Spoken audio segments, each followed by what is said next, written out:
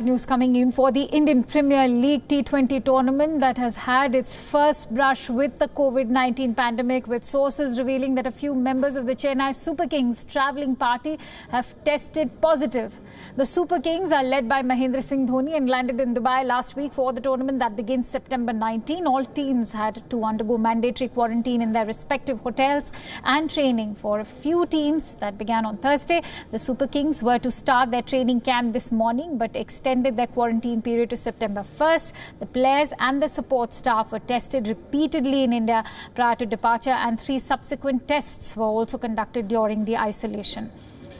It is being reported that one player and multiple members of the support staff tested positive in those tests, and all are currently stable.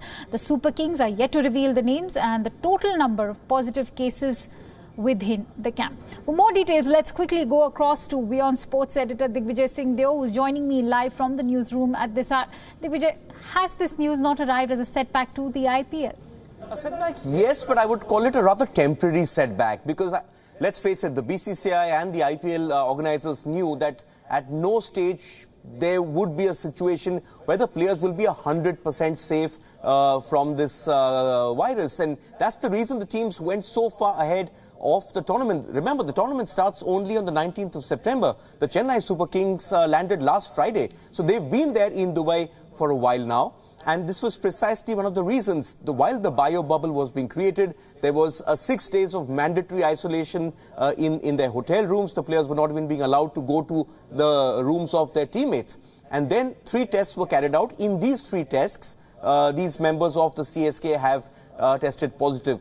Now, the issue here for the BCCI is how does it stop this from moving on to the other teams? Because if the players are the ones breaching the rules, then this could actually end up being much more serious. If it remains within the CSK camp and the players have not breached the COVID regulations which the BCCI has set up, then it could be localized. Right, that is something, players from football arena have also encountered. You're right in saying that, players need to adhere to regulations. Now, that brings us to the larger question. Is the cricketing community adequately prepared to tackle the COVID-19 crisis in the sporting arena?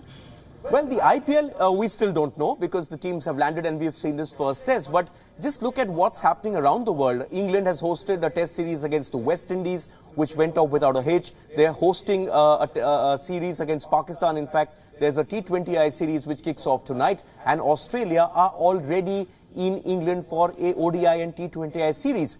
I think the protocols and this bio bubble that's being created, the fact remains that if the players breach it, you will have to take strict action. In fact, England threw out Jofra Archer from a test match against Pakistan because he breached that bio bubble. So the onus is on the players themselves, as you rightly pointed out. And the BCCI here in the IPL has made it very clear that it is going to take tough action against those players who breach this bio bubble. Ultimately, everybody wants sport to go ahead, but everyone also knows that they will have to be extra careful to ensure that no such untoward incident happens. Well said, Digvijay. Of course, players will have to be extra cautious in order to ensure that everybody remains safe. On that note, thank you so much, Digvijay, for bringing us those details.